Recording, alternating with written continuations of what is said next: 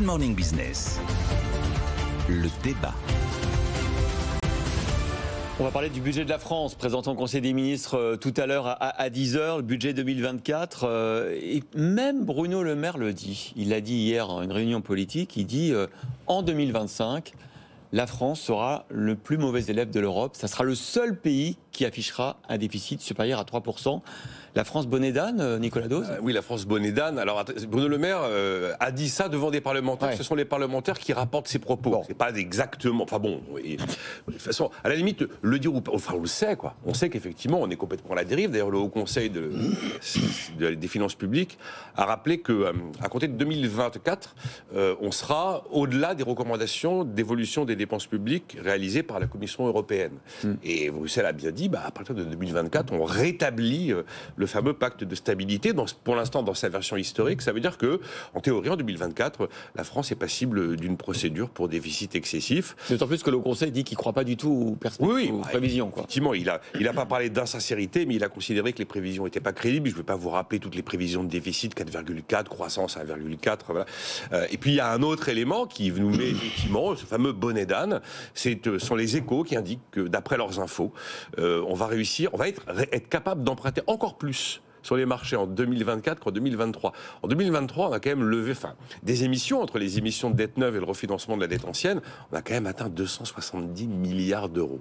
Et alors, en fait, le truc qui se passe aujourd'hui, c'est toujours pareil, c'est la question de la soutenabilité de la dette. Parce que vous avez vu que c'est le fameux taux d'intérêt égale taux de croissance, auquel Jean-Marc est très très attaché. J'ai envie de vous dire, pour l'instant, c'est comme le gars qui tombe qui est encore au 2e ou 3e étage. Pour l'instant, tout va bien. Vous avez vu que même Éric Heyer, quand même, néo-keynésien, dit dans les Échos ou le Figaro ce matin, dans les Échos, il dit que c'est pas un budget d'austérité. Ah non, c'est pas clairement. Mais de toute façon, si c'était Thomas, alors je termine sur la précédente idée. Donc pour l'instant tout va bien. Si vous prenez la croissance en valeur, c'est-à-dire en incluant l'inflation, effectivement, elle reste au-dessus des taux d'intérêt. Donc les taux d'intérêt réels restent négatifs. Mais Bruno Le Maire, il a cette formule qui est rapportée aussi par un parlementaire.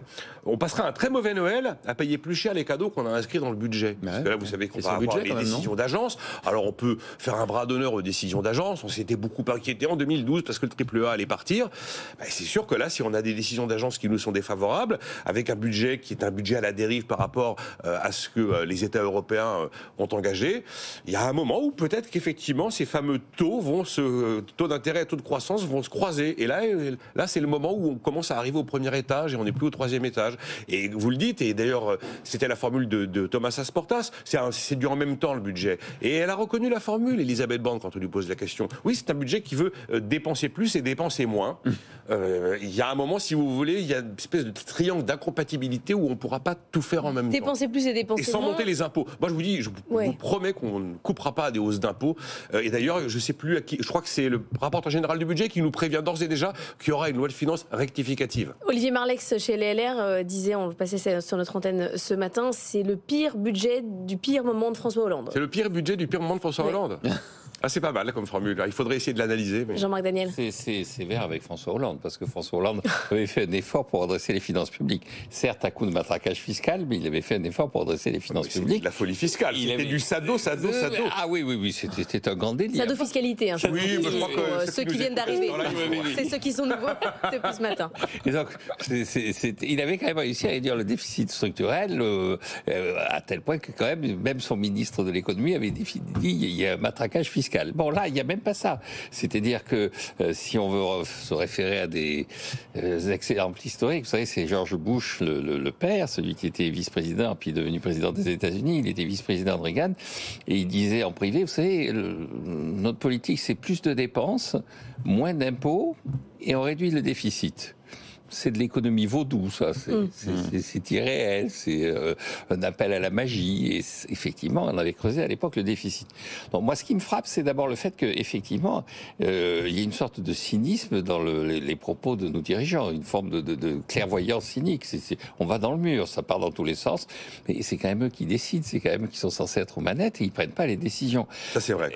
La deuxième chose, c'est quand même, effectivement, on pourrait penser, et c'est ce qu'on appelle la théorie des choix publics, Buchanan et tout ça, c'est qu'effectivement, les budgets qui sont les plus déséquilibrés, les budgets qui sont les plus laxistes, sont les budgets qui sont en période électorale. Or, il va y avoir 3 pays où il va y avoir des élections. Là, en Pologne, ils sont en dessous des 3%. Aux Pays-Bas, ils sont à l'équilibre budgétaire. En Slovaquie, ils sont légèrement au-dessus des 3%. Ils sont dans une situation qui est plus proche de la nôtre. Mais les élections, c'est ce week-end. Nous, on est dans une période qui n'est même pas une période électorale. Et donc, ça heurte complètement la sensibilité des économistes. En général, on fait des budgets... Faites les efforts maintenant, quoi. Oui, on fait des efforts dans les périodes qui sont les plus loin des élections. Et ensuite, au moment des élections, on lâche les vannes pour pouvoir, d'une certaine façon, entre guillemets, acheter les élections. Et puis, la dernière chose, c'est que on a parlé de taux d'intérêt égal au taux de croissance. Effectivement, pour stabiliser la dette, quand le taux d'intérêt est égal au taux de croissance, il faudrait que le budget primaire, c'est-à-dire le budget hors charge d'intérêt, soit équilibré. Ouais, ce qui n'est pas le cas. Ce qui est pas le cas. Donc, on n'arrive même pas à stabiliser la dette. Le désendettement, ce serait de réduire la dette. Là, on n'arrive pas à la stabiliser. Et donc, on est véritablement dans une fuite en avant qui est tout à fait incompréhensible. Parce qu'à ce degré, quand même, avec la clairvoyance annoncée, à ce degré de cynisme, je pense que c'est pire que François Hollande, ça c'est Ce que clair. je trouve incroyable, c'est que Bruno Le Maire, dans l'interview aux Parisiens, il dit que, en fait, il n'aime pas son budget. Ouais. Bah, Il y a même d'autres idées personnelles. Non, il a même d'autres idées. Non, mais ça se sent. Il te dit, on va passer un mauvais Noël. Voilà. Ce qui est, là où il peut se rassurer, c'est que ce débat sur la France a-t-elle le bonnet d'âne de l'Europe, ça restera un débat BFM Business et un débat d'économistes. Parce qu'il a une formule, Bruno Le Maire, et je pense qu'il a complètement raison. Il dit à un moment, le désendettement, j'ai l'impression que cela n'intéresse personne. Et je pense que c'est vrai. Ça Lui et n'intéresse Édouard Philippe, personne. au moins ça leur fait un sujet. Édouard Philippe, il s'intéresse à quoi, désendettement? À la dette, un peu, de temps en temps. Oui, ça n'intéresse personne. Dans son discours de politique générale, quand il a été nommé Premier ministre, il avait cité Bob Dylan en disant combien de temps est-ce qu'on peut faire semblant de ne pas voir. C'était qui, genre, Édouard Philippe? Édouard Philippe, et il avait dit le prix Nobel de littérature, qui était Bob Dylan, nous pose cette question. Bon, en tout cas, le ministre du Budget qui nous écoute n'est pas rancunier. Il sera avec nous sur ce plateau à 8h15, Thomas Cazenave, vendredi. Ça va être téléphone maintenant, argent trop cher. Hein. On lui passera. On fera un. C'est Bob Dylan. Et vous pouvez un petit coup, vous viendrez avec la guitare peut-être vendredi. Non, vous êtes gentil, mais. Il y a des limites. Il y a des limites. Si ça continue, il faudra que ça Oui, cesse. ça va cesser tout de suite, puisqu'on va parler avec Christophe Péria du LIDAR, le LIDAR de Valeo. Le directeur général de Valeo. Non. Vous allez voir, on va vous expliquer. À demain. Ah ben restez. Non, demain.